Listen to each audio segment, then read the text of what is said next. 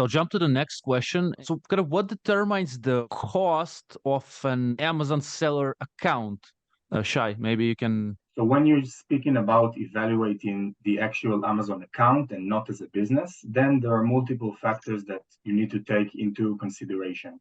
So first of all, unlike businesses, when you have, certain multiples that are known in the market, for example, multiple two up to multiple five, like Omar mentioned, in Mhm. Amazon accounts, there is no real pricing for that. So it's basically a matter of supply and demand.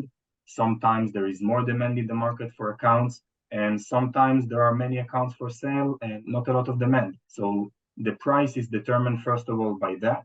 And in addition, the features of the account. So when was this account opened? For Mm. example, if the account was opened, few months ago or 6 years ago, it's a big difference.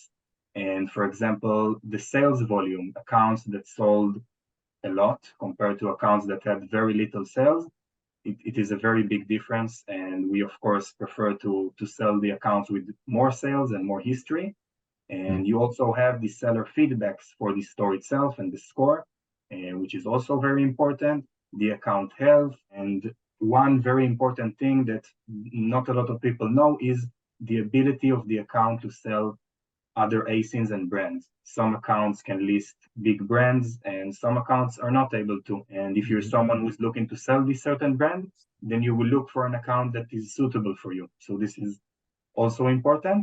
The last thing is basically the country of the account. Accounts that are, from certain country can be worth less than others. So all of these things take into consideration when we value an account.